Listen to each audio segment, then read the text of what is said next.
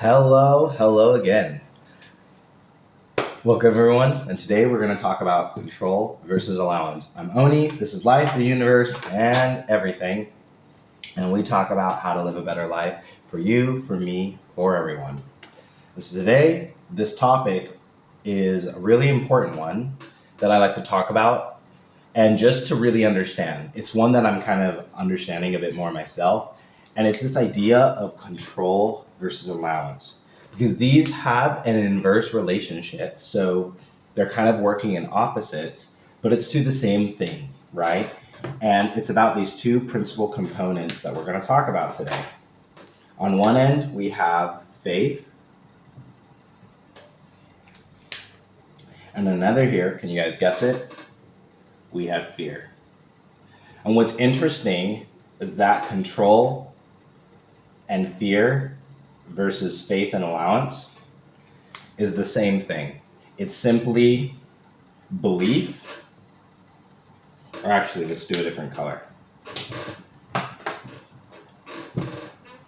So control versus fear and faith and allowance, all it is a belief and investment in good, and control is an investment in basically evil. Now you might say, well, what do you mean, right? Like, how is this a belief in good and this a belief in evil? Well, that's what we're going to talk about today. And hopefully the objective by the day is that you'll discard entirely the idea of evil and recognize that everything that exists works for your own benefit based off of how we go about it. So that is the topic for today. Now, the biggest thing when we talk about control is I think we need to ask the fundamental question, why do we feel the need to control things?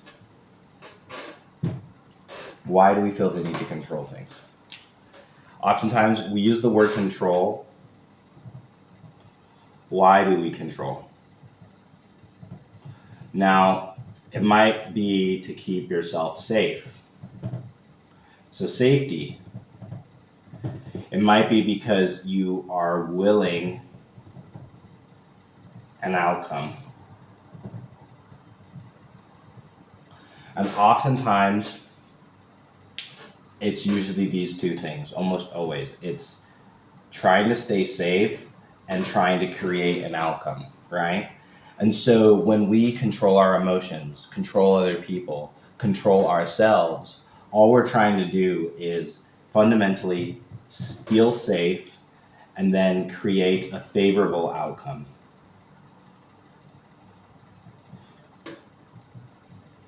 Now, what determines a favorable outcome, right? What makes something good versus something bad?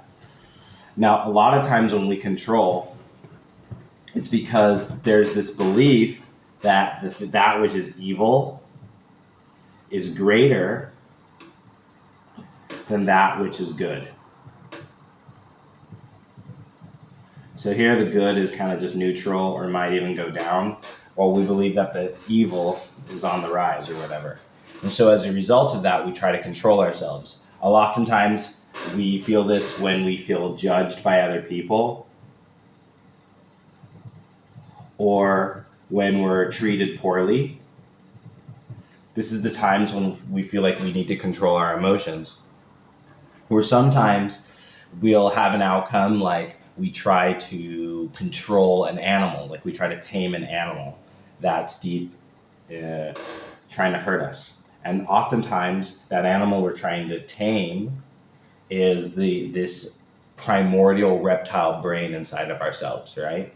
And so that is ultimately, though, this coming from this idea that this part of the self, the part that needs to be controlled,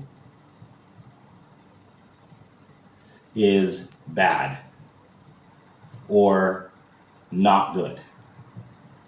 Because the idea is if you control it or you put pressure. So control is characterized by things like pressure, willfulness, And most of all, this is the big word, resistance. The idea of resistance is central to control because you only try to control things when there's a resistance to something. If something is going with you and is inviting into the control, it doesn't resist, it goes with you, right? And so oftentimes the control is always coming when we feel that there's something bad and not good. And so by investing in this belief and in this paradigm, you create more of it. And so by believing that I have to apply pressure to get what I want, I have to apply willfulness, I have to overcome resistance, what happens is that this fundamental idea is that something is bad, is not good, and that I need to change it. At the very core of control is this idea of change. And that change comes from the sense of not worthy. This are all the things that come with this idea of control. Let me know down in the comments if you guys see another aspect of this. Now, something I want to put out though is that control might be akin to stress, but stress and control are not the same thing. So just because something is stressed or feels pressure is not the same as tension. Because just because something is tense doesn't necessarily mean it's bad. But oftentimes we associate any level of tension with pressure, which comes from this idea of resistance. Because tension or pressure typically happens when there is resistance. And this idea is that when we encounter these things, that this somehow is something that needs to be changed or gotten rid of. And this is essentially why control has the effect it does. That's why if you've ever tried to control a kid or you've ever tried to control another person or you try to control something, you've learned that the idea of control at most is really an illusion. Control is an illusion. And there's a lot of people who feel like they have control of their lives, but the reality is that they're just being allowed by higher forces to exist. So how do we step into this higher paradigm? Because this is actually what's true. Everything we talked about here is an illusion. It's not in the full grand scope of the universe. It's not real. So this idea of control is firmly rooted in 7th degree consciousness. So if you guys don't know the degrees of consciousness, I made a video about it where I describe each of the degrees of consciousness. Basically, 7th degree is at the very bottom, so complexity and confusion. And then at the very top is 1st degree, which is pure, unadulterated love, right? And everything in between. And so 7th degree consciousness is firmly rooted in this idea of control. And so when we want to change something, when we say, I want to change, how do we go about it if we don't control these things? Because by controlling, I introduce all this stuff into my life. I introduce judgment. I introduce resistance. I introduce pressure. I introduce a tremendous amount of unnecessary stress because I'm trying to change something. So how do I change without investing in this belief that evil is greater than good? And this is one of the most important aspects to understand, is that you can't, when you believe that evil is greater than good, that's essentially you against the world, and that the idea is that the universe is working against you. And if you put that out there, it becomes true. So as we elevate out of control, we now move into allowance. I also like the word surrender. There's a really cool book. I can't remember his name. Michael Single. He wrote a really cool book called The Surrender Experiment, where he didn't try to control anything, and he just accepted anything that came to him, and he went with it. And he basically just found his life rose and rose and rose to the top or whatever. But you might ask yourselves, but how do I get disciplined? How do I move out of a death spiral? So if I'm depressed and I don't want to go anywhere, how do I get out of that if I don't try to control and if I don't try to make it happen? And this is where the words we use are really important. Vocabulary is super important in terms of understanding. So rather than using the word control, I would like to use the words guide and direct. If you want to imagine it, the best way to think about this, when you're thinking about allowing something or guiding and directing something in your life gently, think of it as you like a horse, right? So let's see if we can do a horse. Can I do it? I'm gonna try and do a horse. But think of it like a horse. When you have a horse, right? So it's got these skinny legs, its hooves. Can you do the horse? Okay, this is not the best horse. Or maybe it is. And it's got the tail. It looks more like a camel with that hump. Okay, let's do the horse. Okay, that's our horse. Okay, and so the horse has a bridle bit where it bites down on the bit. And through the bridle bit, there's a cooperative relationship between the horse and the rider. So the rider, here he is on top of the horse. That's a huge horse. Okay. Just like Vargo from The Girl and the Beast. Check it out. My book's in the description below. Girl and the Beast. BB has a giant blue horse named Vargo. This is Vargo right now, and this is BB. It doesn't look anything like her, but there you go. So when you guide and direct, what you're doing is you're steering this and you're guiding it. But the fundamental paradigm is rather than resistant or competitive, you're not fighting, right? It's no longer about fighting. So fighting, it's not a fight. It's a relationship. A best way to think of it is it's almost like a dance. And that it's fundamentally cooperative. And you'll notice that when you take this energy, it's this idea that the good is not greater than the evil, but that the good is all there is. It's only good. So that when something happens, something that we didn't understand or didn't know, we can see a different perspective. So let me give you an example. There's a story about a man who owned a horse, and he loved this horse very much, right? Because we're talking about horses. And then what happened is this man was with this horse. I think I've told this story before, by the way. But he had this horse, and the horse rode away and ran off. And his neighbor came to him and was like, "Oh man, that was pretty unlucky, pretty bad." And the man said, "Yes, no, maybe so. I guess we will see." And then a week later, the horse came back with a whole bunch of other horses. And now this man had a herd of horses. And because he had these herd of horses, his ranch was prospering now because he was able to do so much more work with all these horses. And then the neighbor came and was like, "Oh man, that was pretty lucky. That really worked out." And the man said, "Yes, no, maybe so. I guess we will see." Then while tending with all the horses, because there were so many horses now, the boy, he had a son, ended up getting hurt from one of the horses that ran over him and broke his leg. And the man's like, "Man, all those horses broke your kid's leg. That's really unfortunate." And the man said, "Yes, no, maybe so. I guess we will see." And then a month went by, and there was a giant war that broke out. And they were drafting all able-bodied young men to come to the war front.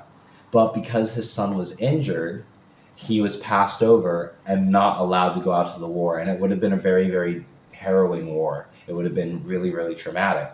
And so the neighbor thought to himself, "Hey, wow, that was really lucky that your son didn't end up going to war." And the man said, "Yes, no, maybe so. I guess we will see."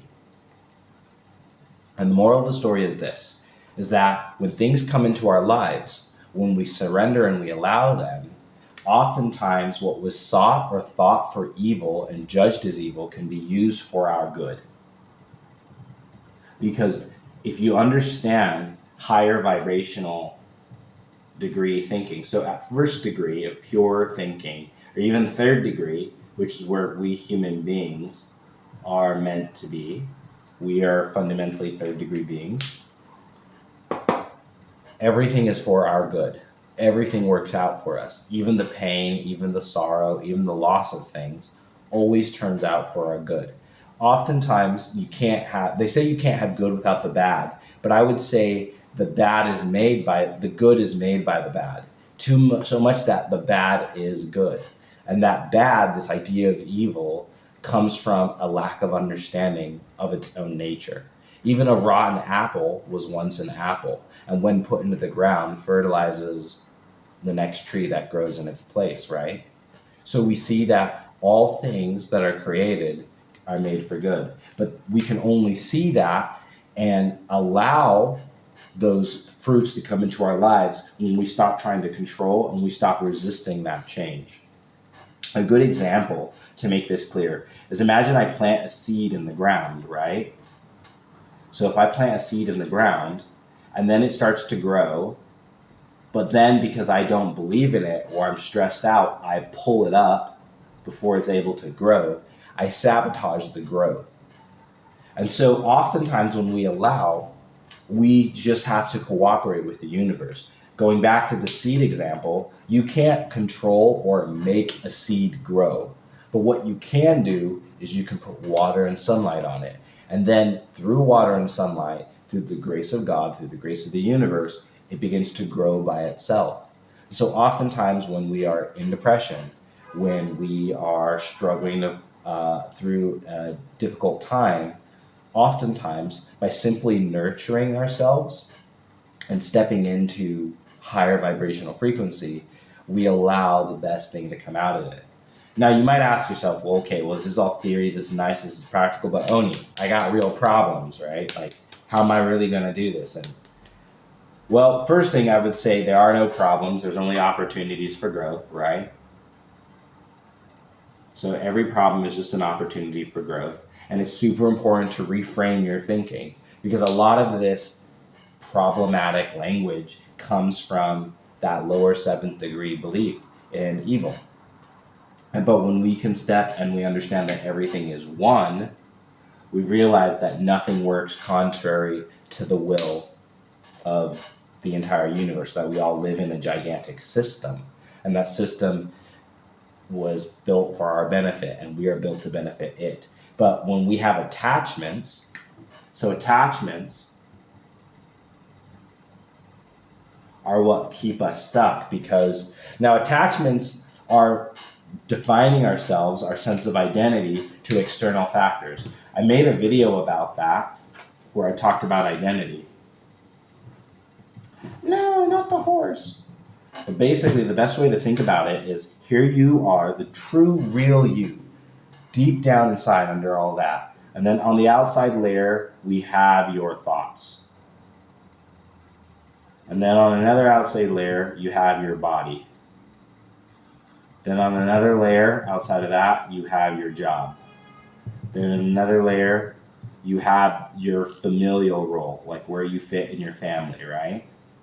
And you're doing this with every single person, every single thing in your life. But underneath all that is you. But it's very easy to believe that these things, the family, the job, the body, even our thoughts or our feelings, it's very easy to believe that those things are us. We identify with them, and this creates an attachment. And what that does, though, and a lot of what life is trying to show us, is life, the ultimate goal is to demonstrate and help us discover and know who we are. But it can only do that by helping us, by oftentimes shaking and disrupting the things that are not us, so that forces us to move deeper inside ourselves, so that we can see that we are one with everything that is.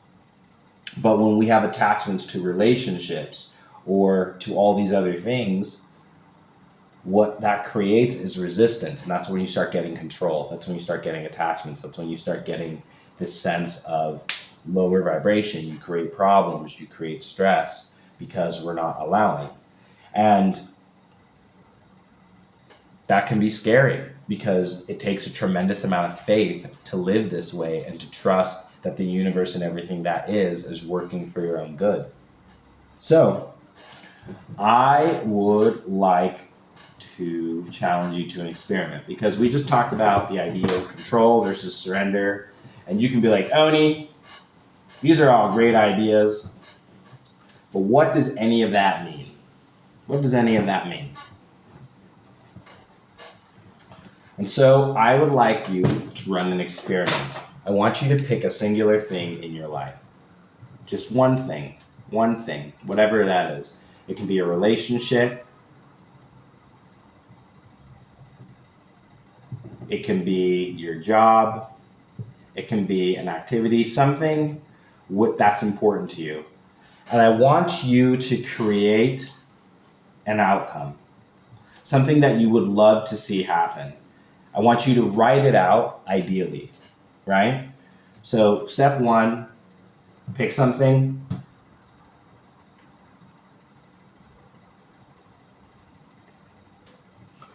Two, write your ideal outcome.